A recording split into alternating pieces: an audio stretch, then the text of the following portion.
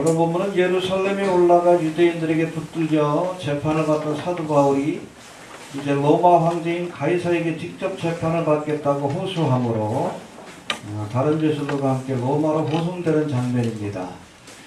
사도 바울은 로마의 시민권을 갖고 있기 때문에 가이사에게 상고할 수 있는 특권이 있습니다. 아무튼 보통 이 사도 바울이 예루살렘에서 재판을 받으면 음모로 인해서 죽을 수밖에 없다는 상황을 알고 가이사에게 호소함으로 이제 로마로 가서 재판을 받기 위해 호송되어 가는 과정이 오늘 본문과 28장에 소개되어 있습니다. 호송을 책임진 아부사도대의 백부장 율리오, 아부사도대는 교황이 아니라 황제의 친위대라고 보시면 됩니다. 백부장이었던 율리오의 호의로 비교적 자유로운 상태에서 호송길에 오른 사도 바울은 그를 호송하던 배가 미양에 이르자 더 이상 항해를 강행하지 말고 겨울이 지난 뒤에 로마로 가자는 제안을 합니다.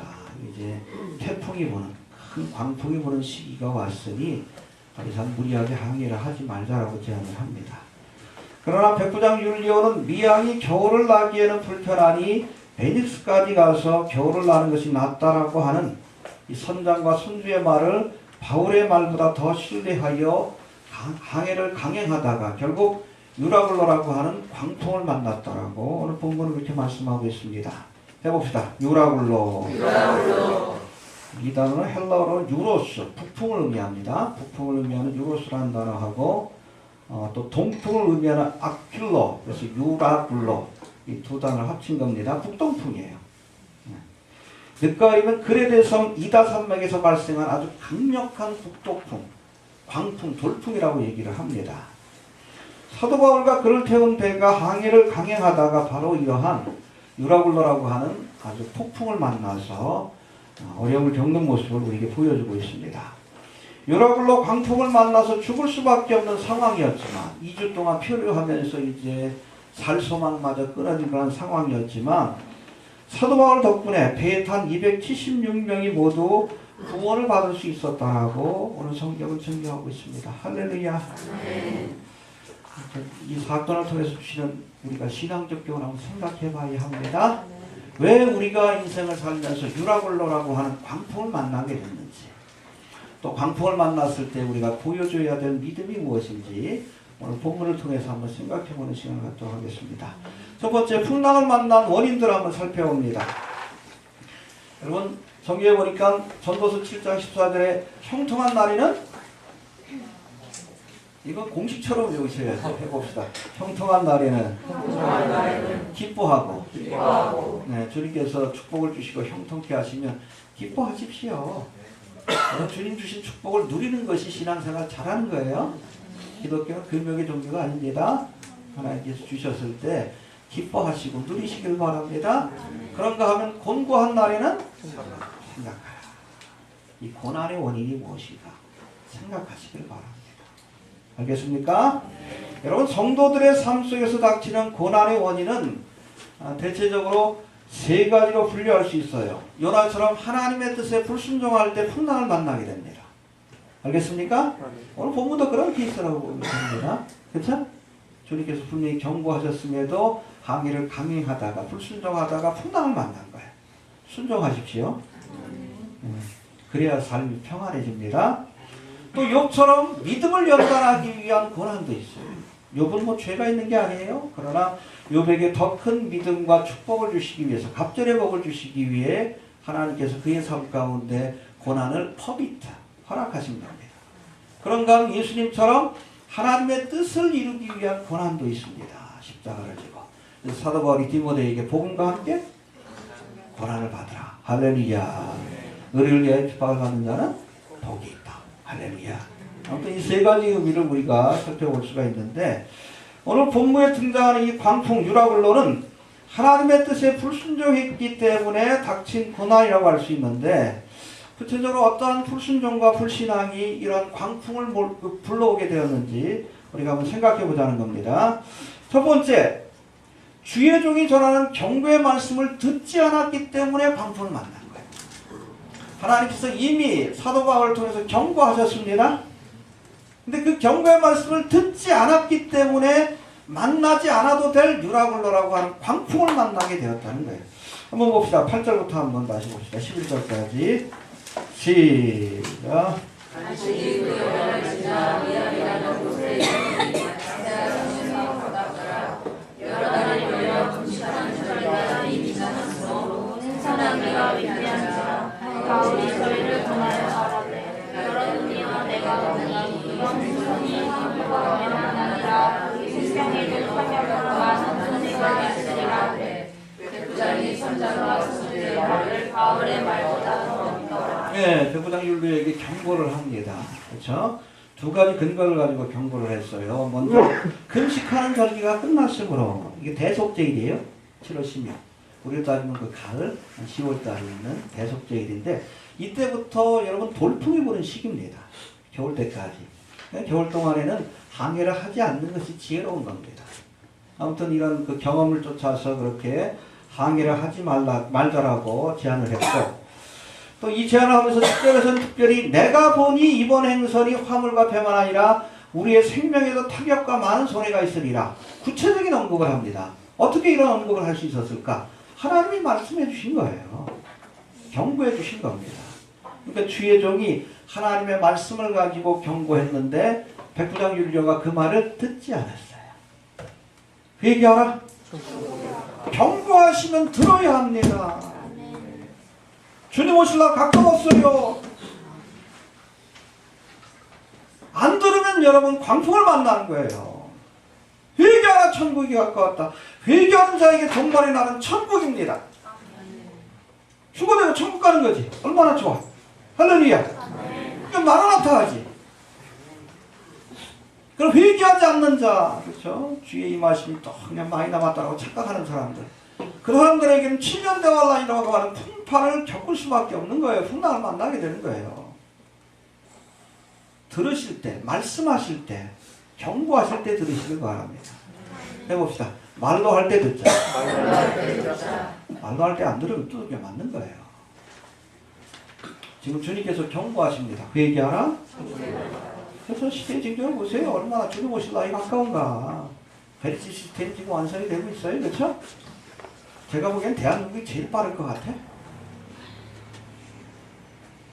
전자 여러분 여권 시스템을 대한민국이 전자 뭐 우리 저 공항 나갈 때 그거 제일 먼저 한 것이 인천공항이에요. 지금 지문 날인하고 뭐 여권을 찍지만 베리치면 끝이에요. 여러분 평창올림픽 때는 여러분 웨어러블 카드가 나온대요. 웨어러블 카드. 그러니까 우리가 이거 있는 카드가 아니라 베리칩을 넣어가지고 카드처럼 똑같이 쓰게 하는 비자하고 롯데에서 웨어러블 카드가 나옵니다. 그래서 뭐 이렇게 마스코트로 된 것도 있고 가장 핵심이 뭐냐 하면 장갑인데 거기에 베리칩이 들어가 있어요. 그러니까 요거 하면 입장권이 되는 거고 요걸로 거기 평창올림픽에 온 사람들은 물건을 다 살 수 있어요. 왜냐하면 비자 카드하고 롯데 카드가 들어가 있기 때문에. 그럼 롯데 카드는 외국에서 못 쓰지만 비자 카드는 전 세계에서 씁니다. 이게 뭐예요? 뭘 연습하는 거예요? 베리칩 시스템을 연습시키는 거예요. 장갑. 장갑 끼고 아무데나 내가 보고 싶은 데 가서 보고, 그렇죠? 뭐 선수나 임원 같은 경우는 신분을 확인하고, 그렇죠? 베리칩의 기능이지? 베리칩이요. 장갑 안에다 베리칩 넣는 거예요. 왜 하필 장갑에다 넣겠어요? 그 다음에 손에다 놓으려고 하는 거예요. 이번 평창올림픽은 그걸 시연하는 그런 축전이 될 거예요. 착각하지 말아요. 많이 남았다고. 여러분 중동의 상황을 보십시오. 언제 여러분 중동전쟁이 일어날지 모르는 상황이에요. 이제 조만간 트럼프가 예루살렘을 이스라엘의 수도로 선포한대. 그럼 여러분 아랍권이 반발합니다. 그렇죠? 그걸 또 누가 이용하겠어? 푸틴이 이용하겠지. 호시탐탐 지금 전쟁하려고 지금 준비하고 있는 좋은 시기가 지금 눈앞에 펼쳐지는 거예요. 내년에 그 3월에 대선이 그 다음에 6월, 10월. 그 전까지는 제가 보기에는 전쟁이 없을 것 같아요. 국강화이든. 그러나 가을 때는 몰라요. 올해가 아니더라도 내년이나 후년이나 뭐 후년에. 적어도 3년 안에 일어날 가능성이 크다고 봅니다. 그게 그렇게 늦추지는 않을 것 같아요. 푸틴의 개인적인 사정을 봐서도 또 국제적인 정세를 보면 몰아가시는 것 같아. 하나님이 전쟁 날 수밖에 없는 상황으로 중동의 상황. 여러분 베리칩은 이건 방증이라고 합니다. 참고할 수 있는 증거라면 중동의 상황은 직접적인 증거예요. 고가마법 전쟁이 끝나면 7년 대환란 시작이에요. 이해가 됩니까? 틸라이가 쓴 우리 레프트 비하인드라는 소설도 맨 처음에 전쟁 이야기가 나와요. 저도 처음에 그 소설을 볼 때 이게 뭔가 그랬어. 이게 고가마법 전쟁이에요. 그러고 나서 슈거의 사건이 있는 것으로 묘사되어 있습니다. 어떤 학자들은 고가마법 전쟁 전에 있다라고 얘기하는 사람들도 있어요. 여하튼 고가마법 전쟁 직후와 직전에 슈거의 사건이 있다라고 많은 종말론 학자들은 얘기를 합니다.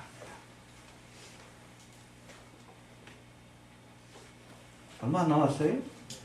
비트코인 사둘 때 아니에요? 엉뚱하게 지금 비트코인 투자하라고 하는 엉뚱한 친구가 있는데 말세를 알린다고 하죠. 있어.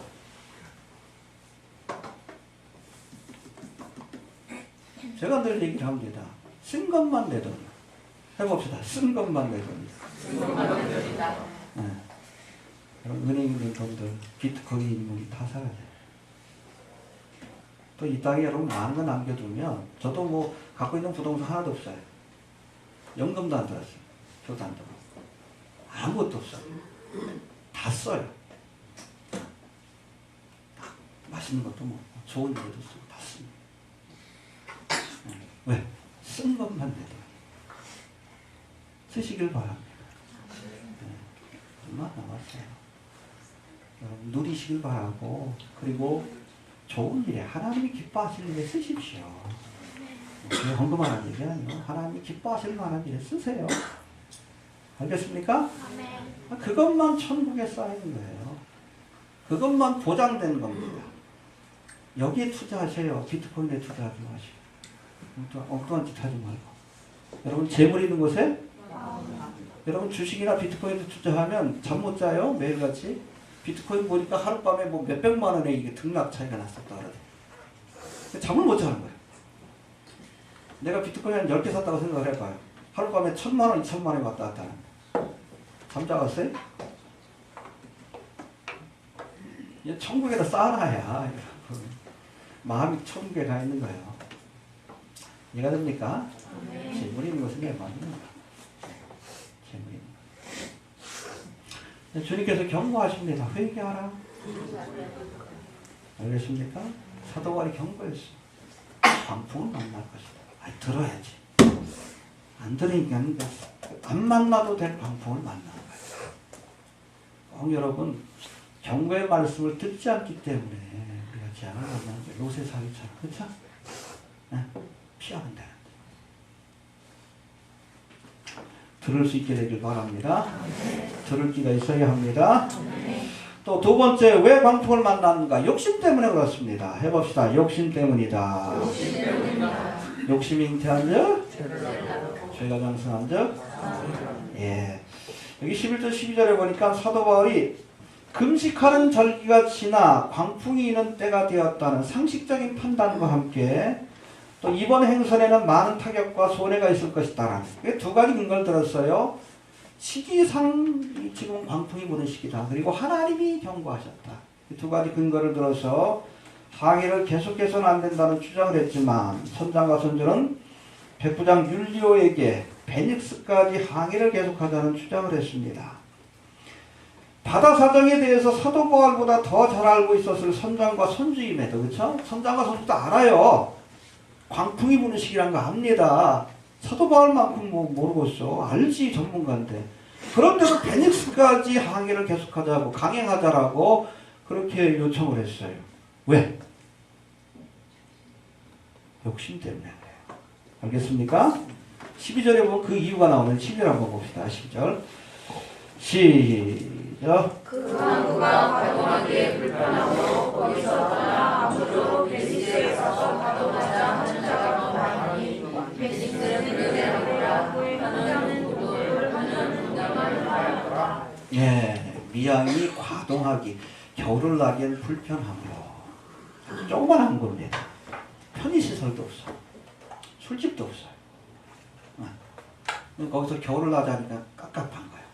근데 베닉스는 어떤 것인가 하면 본문에 등장하는 이 베닉스는 종려나무 대추야자라는 뜻을 가진 지중해 그레데 남쪽에 있는 그 섬에 있는 항구 도시인데 이 베닉스는 미양에서 서쪽으로 약 65km 지점에 위치하고 있는데 지금의 루트로라고 그렇게 추정되고 있습니다. 제가 뭐 이거 전에 뭐 다르게 얘기한 것 같은데 확인해 보니까 루트로라고 하는 항구라고 합니다. 근데 이곳은 미양에 비해서 아주 크고 안전하고 술집도 많고 여관도 많고 편의시설도 잘 갖춰진 곳이에요. 그곳에 가서 그냥 술도 마시고 좀 편하게 지나면서 그렇게 겨울을 하고 싶은 욕심 때문에 해봅시다. 욕심 때문에 선장과 손주도 알아.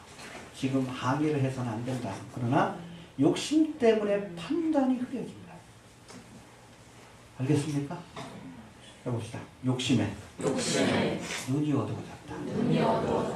그래서 죽을 길로 간 거예요. 발람이 그랬죠. 돈 욕심 때문에 판단력이 흐려져가지고 이스라엘을 저주의 길로 인도했다가 죽잖아. 욕심을 버릴 수 있게 되는 거야. 평상시 지혜로운 사람도 욕심에 눈이 어두우면 판단력이 흐려져서 스스로 멸망의 길을 갑니다. 선장과 선주처럼. 마지막 때에 욕심을 버리시는 거예요. 왜 목사가 타락해요? 욕심 때문에. 김사만이가 왜 타락했어? 그 친구는 내가 목사라고 안 부릅니다. 김사만이가 왜 타락을 했어요? 명예욕 때문에 한국교회를 WCC 배도이기로 인도했죠. 돈 욕심 때문에 장로가 자살하는 그런 사건까지 벌어져. 자식에 대한 욕심 때문에 지금 교단법을 어기고 지금 뭐 교회를 세습을 그 강행을 해가지고 지금 난리가 났잖아. 욕심 때문에 그런 거 아니에요. 욕심 때문에 망하는 거예요. 욕심 때문에. 하나님께서 스스로 멸망의 길을 가게 하십니다. 성경을 보세요.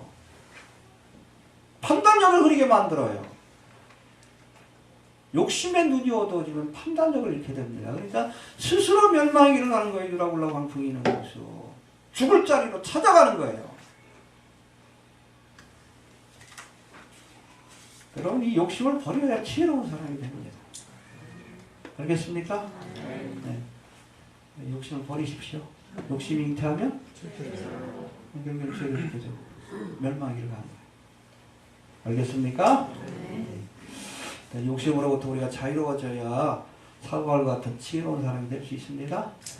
이해가 되십니까? 또 세 번째 왜 광풍을 만났는가? 하나님의 생각보다 사람의 생각을 쫓았기 때문입니다. 배부장 열리오가 11절 한번 봅시다. 시작.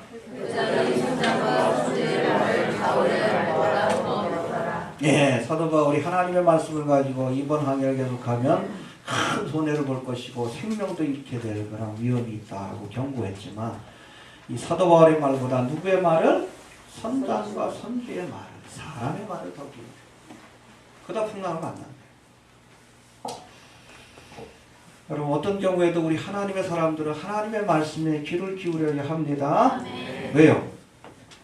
하나님의 미련한 것이 사람보다 지혜롭기 때문이죠. 무슨 나오죠? 해봅시다. 하나님의 미련한 것이 사람보다 지혜롭다. 하나님의 미련한 것 그것이 사람의 지혜로운 것, 가장 큰 지혜보다 더 지혜롭다. 또 이사야 55장에도 보면 내 생각은 너희 생각과 다르며 내 길은 너희 길과 달라서 하늘이 땅보다 높은 같이 내 길은 너희 길보다 높으며 할렐루야. 내 생각은 너희 생각보다 높다. 할렐루야. 하나님 앞에서 잔꾀를 부리면 안 돼요.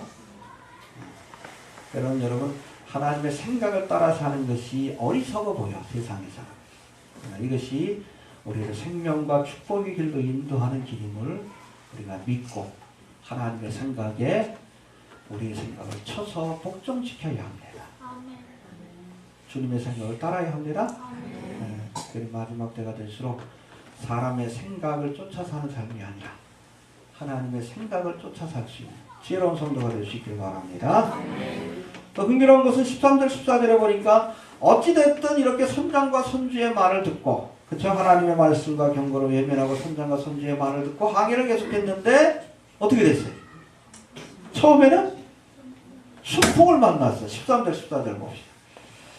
시작. 남분이 신나게 불매 저희가 특이한 줄 알고 다스려가 그들의 표현을 가까이 하고 행선하더니. 네, 선장과 선주의 말을 듣고 어찌됐든 항해를 계속하기로 결정을 내렸는데 처음에는 순풍을 만나서 득이한 줄로 알고 해봅시다. 득이한 줄로 알고. 특이한 줄 알고. 영어 성경은 obtained their purpose 혹은 what they wanted라고 되어 있는데 그들이 뜻하는 것을 얻은 줄로 알고. 할렐루야. 할렐루야가 아닌가요? 착각을 하는 거예요. 처음에 잘 되니까. 이게 항상 이게 미끼입니다. 처음엔 되게 좋은 것 같아. 덥석 물면 죽는 거예요. 알겠습니까? 네. 여러분 사람의 생각을 쫓아 사는 삶이 처음에는 지혜로운 것 같고 잘 되는 길 같지만 그 마지막은 멸망입니다. 이해되십니까? 사람의 꾀를 쫓아 사는 것이 잔꾀를 쫓아 사는 것이 지혜로운 것 같고 만사형통한 것 같고 그래도 결국에는 멸망의 길이에요. 잔꾀 부리지 마십시오. 잔꾀 부리지 마십시오. 순풍이 분다고 교만해지지 마십시오. 이 순풍이 결국에는 광풍으로 바뀌는 순간이 온다는 것을 알아야 합니다. 이해되십니까? 이게 재미난 말씀이에요. 처음에는 순풍을 만나 득이한 줄로 알고 가다가 광풍을 만났어요. 착각하지 마십시오. 아기들이 한때 형통한다 할지라도 결국엔 멸망의 길을 가게 된다는 것. 그렇죠? 지금 뉴월드 오더를 세우려고 하는 사람들, 그렇죠? 저 그리스도 세력들 순풍을 만났자. 자기들 세상이 눈앞에 펼쳐져. 이거는 7년 대화라고 하는 광풍으로 인도하는 그런 기회라는 것을 우리가 알아야 합니다. 알겠습니까? 이제는 두 번째 극복의 비결을 살펴봅니다. 하나님의 경고를 무시하고 욕심에 사로잡혀 항해를 강행하다가 유라굴로라간 광풍을 만나 위기를 겪게 됐는데 그러나 그 와중에도 믿음의 사람 사도 바울 덕분에 276명 배에 탄 사람들이 생명을 구원받을 수 있었다라고 이렇게 말씀하고 있습니다. 할렐루야. 구체적으로 한번 살펴봅니다. 먼저 사도 바울은 유라굴라 광풍을 만났을 때 뭐 했습니까? 기도했어요. 다른 사람들은 어쩌지 못해가지고 뭐 2주 동안이나 표류를 하니까 밥도 못 먹고 무서워가지고 어쩔 줄 몰라 할 때에 그러나 바울은 뭐 했습니까? 기도했어요.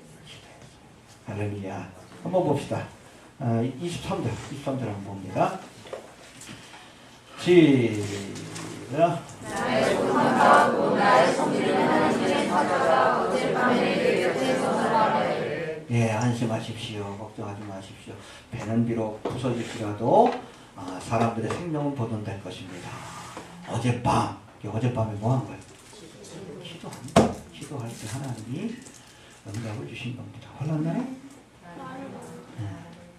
혼란의 원인이 무엇인지 모르지만 답은 하나예요. 기도하시길 바랍니다.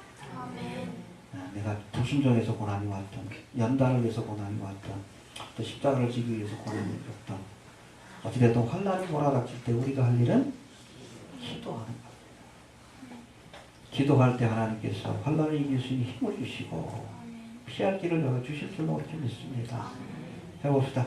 기도해야 한다. 기도해야 한다. 아무것도 염려하지 말고 오직 모든 일에 기도와 간구로 너희 구할 것을 하나님께 아뢰라. 할렐루야. 왜? 염려가 문제를 해결하는 게 아니에요. 그렇잖아요. 276명 가운데 275명이 염려했어. 어쩌지 못하고 밥도 못 먹을 정도로. 걱정한다고 해결되나? 걱정한다고 해결되는 게 아니잖아. 기도할 때 해결되는 거예요. 걱정해가지고 해결되면 걱정해야지. 그러나 그게 해결시켜주는 게 아니에요. 오히려 판단력을 흐리게 하지. 기도할 수 있게 되길 바랍니다. 앞이 캄캄할 때 기도 잊지 마시길 바랍니다. 네, 특별히 환란이 닥쳐오는 마지막 때입니다. 더욱 기도하는 일에 힘쓰시길 바랍니다. 두 번째, 첫 번째 기도를 했습니다. 두 번째는 하나님 주신 약속을 붙들었어요. 할렐루야. 여러분 풍랑과 폭풍과 환란이 몰아닥칠 때 주님이 주신 약속을 붙들어야 합니다. 23절부터 봅시다. 25절까지 시작. 나의 속함과 곧 나의 성질을 나는 사자가 어젯밤에 내 곁에 서서 말하되 바울아 들어가라 내가 가이사 앞에 서야 하겠고 또 하나님께서 너와 함께 생선하는 자를 내게 주시라 하였으니 할렐루야. 하나님이 약속을 주셨어요. 너 죽지 않을 거다. 너 무사히 항의를 해서 가이사 앞에 로마 교황 앞에 서게 될 것이다. 그리고 너로 인해서 여기 있는 사람들을 다 너에게 맡긴다. 할렐루야. 약속을 주셨어. 그 약속을 붙들어야 하는 겁니다. 예. 이 약속을 배에 있는 사람들에게도 알려주면서 뭐라고 합니까? 25절 시작. 그러므로 여러분이 안심하라 나는 내게 말씀하신 대로 되리라고 하나님을 믿노라. 할렐루야. 믿어야지 아무리 귀한 약속을 주시면 뭐해. 믿으시길 바랍니다. 예. 이 마지막 때를 사는 우리에게도 주신 약속이 있어요. 요한계시록 3장 10절에 보니까 시험의 때를 할렐루야. 그 약속을 붙드시길 바랍니다. 믿으시길 바랍니다. 환난 통과할 줄도 믿는 사람들이 많아요. 믿음대로 돼야죠. 믿어야 합니다. 그 마태복음에도 전에도 막 말씀드렸지만 마태복음 1장에서 임마누엘로 시작해서 임마누엘로 끝납니다. 부활 승천하시는 이제 예수님이 제자들에게 뭐라고 했어요? 보라 내가 세상 끝날까지 너희와 항상 함께하리라. 임마누엘로 특별히 마지막 때를 사는 성도들은 이 두 가지 약속을 붙들어야 돼. 하나님이 함께 하신다. 시험의 때를 면케해 주신다. 그 약속을 우리가 믿노라. 저는 믿습니다. 못 믿는 사람들이 있어요. 그래서 꼭 환난을 통과해야 될 것처럼 믿는 사람들이 있어요. 뭐 논쟁할 거 없어요. 믿음대로 됩니다. 시험의 때를 면케하리라. 할렐루야. 빌라델비아 교회에 주신 약속이에요. 에서보드 사빌라 그래가지고 특별히 이 마지막 때에 나타난 이 빌라델비아 라오디게아 교회는 종말의 때에 나타날 교회 모습입니다. 종말의 때는 빌라델비아 교회와 라오디게아 교회로 나눠져요. 흥미로운 것은 빌라델비아 교회는 칭찬만 받은 교회, 라오디게아 교회는 책망만 들은 교회. 교회가 쫙 나눠집니다. 빌라델비아 교회와 라오디게아 교회. 빌라델비아 교회 성도들에게는 시험의 때를 면케하리라. 마지막 시험의 때를 면케하라. 그 원어를 보면 환난의 때예요. 7년제 환난을 의미합니다. 약속을 주셨어요. 라오디게아 교회는 그런 말씀이 없어요. 책망만 하셨지. 하여튼 약속을 붙들 수 있게 되길 바랍니다. 해봅시다. 약속을 붙들자. 약속을 붙들자. 예, 이 약속을 붙드는 자는 환난을 이길 수 있습니다. 이해되십니까? 또 세 번째, 위급한 상황을 만났을 때 사도 바울이 모든 것들을 지혜롭게 처리했어. 할렐루야. 이 풍랑이 일어가지고 이제 2주 동안 배가 자초하니까 실질적으로 그 배 안에 탄 사람, 비록 죄수의 몸이지만 모든 것들을 결정하는 결정권을 가진 사람이 누구였어? 사도 바울이었어요. 선장과 선주도 도망치려고 하고 백부장 줄리오도 어쩔 줄 몰라 했죠. 실질적인 지도자가 사도 바울이었어요. 이를 아주 지혜롭게 처리하는 것을 보게 됩니다. 순간순간. 또 선원들이 2주 동안 이렇게 풍랑이 지속되니까 그래서 암초에 걸리게 됩니다. 수르비스라고 하는 그 모래톱에 걸리게 되는데 자기들만 도망치려고 뱃머리에다 거룻배를 띄웁니다. 사도 바울이 그걸 봤어. 닻을 내리는 척하면서 뱃머리에다 거룻배를 띄우는 거예요. 지네들만 도망치라. 백부장 율리한테 얘기해. 저 사람들 도망치고 우리 다 죽습니다. 병사를 보내가지고 거룻배를 다 끊어버렸어요. 아주 민첩하게 상황을 처리했어요. 또 2주 동안이나 표류함을 지친 사람들에게 음식을 만들어 먹음으로 근데 금방 배가 자초할 텐데 어쨌든 헤엄쳐서 나가야지. 바로 앞에 섬이 있긴 하지만 기운이 없으면 어떻게 나가. 그 사람들에게 음식을 만들어가지고 먹이면서 이렇게 힘을 공급하고 용기를 불어넣는 모습을 보게 돼요. 순간순간 위기의 상황 속에서 지혜롭게 처리를 해요. 할렐루야. 여러분 위기를 만났을 때 사도와 같이 사태를 정확하게 파악하고 모든 일을 지혜롭게 처리하는 사람들이 있어야 합니다. 여러분 지혜로운 사람이 지도자로 있으면 위기가 오히려 기회가 될 수 있지만 어리석은 사람이 지도자가 되면 어떤 위기도 자초하고 배에 탄 사람들이 다 죽을 수밖에 없어요. 박근혜처럼. 박근혜의 가장 큰 죄가 뭐예요? 무능이에요. 사람이 쓰는 겁니다.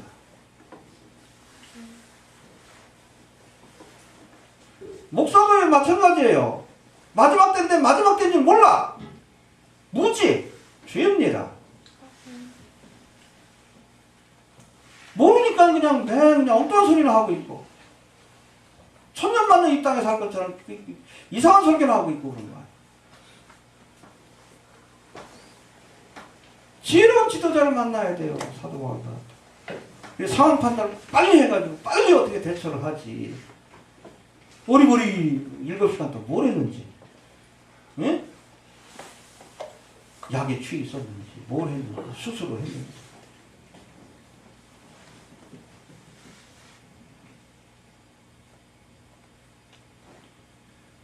다른 건 제가 보기엔 큰 죄가 아니에요. 가장 큰 죄는 무능이에요.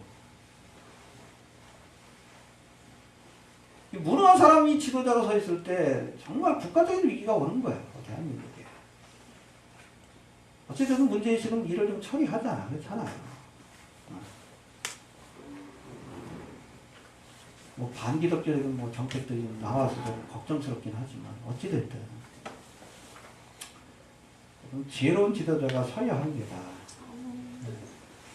한국교회도 정말 위기에 빠진 한국교회를 바르게 세울 수 있는 지도자가 일어나야 되는데 모르겠어요. 그냥 그러다 끝날 것 같아. 심판받고 끝날 것 같기도 해요. 어쨌든 어려운 때일수록 사도 바울과 같은 지혜로운 지도자가 필요합니다. 네. 결론적으로 우리 24절에 보면 사도 바울 한 사람 때문에 276명을 살려주셨다고 분명히 말씀합니다. 24절 한번 봅시다. 24절 시작. 아무나 두려워 말라. 내가 가이사랴에 서야하겠고 또 하나님께서 너와 함께 선한 자를 바울에게 주셨다 하셨으니. 예, 하나님이 바울을 살리려고 나머지를 보너스로 살려주신 거예요. 의인한 사람이 거기 배에 탄 사람이 누구요? 37절에 보니까 몇 명이요? 276명. 275명을 살려낸 겁니다. 할렐루야. 해봅시다. 의인한 사람이 276명을 살려냈다.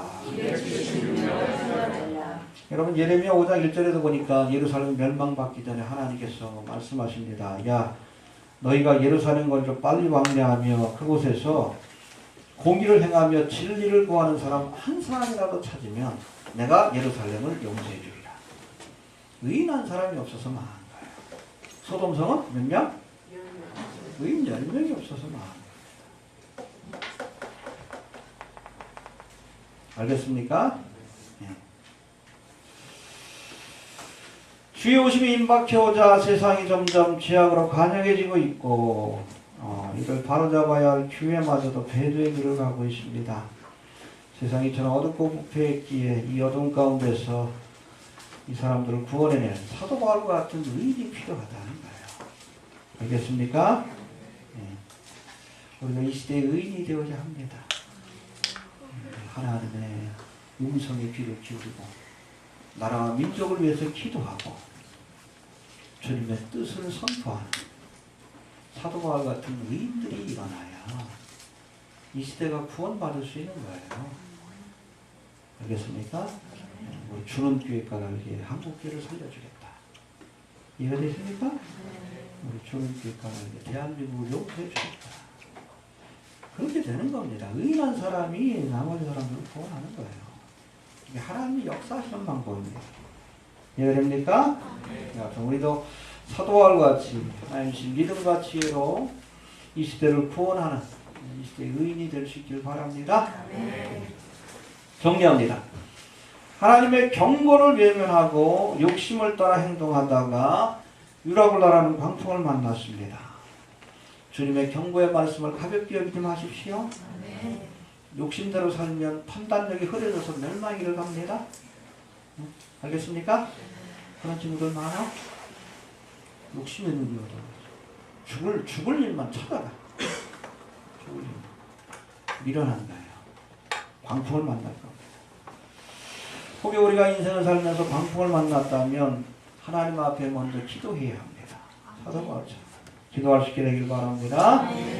또 주님 주신 약속을 붙들어야 합니다. 이 마지막 때 시험을 때를 면케하리라. 내가 너와 함께 하리라. 할렐루야. 약속을 붙드십시오. 알겠습니까? 사명의 길을 가는 의인 사도 바울을 위해 하나님께서 그가 참배에 있던 275명의 사람들을 함께 구원해 주신 것처럼 하나님 앞에 바로 선 의인이 많은 영혼들을 구원한다는 것을 여러분 기억할 수 있게 되길 바랍니다. 여러분들이 여러분들의 가정을 구원하는 사도 바울이 되시길 바랍니다. 우리 주는교회가 이 한국교회를 구원하는 의인의 사명을 감당할 수 있는 교회가 되길 바랍니다. 알겠습니까? 주실 말씀 붙들고 기도합니다.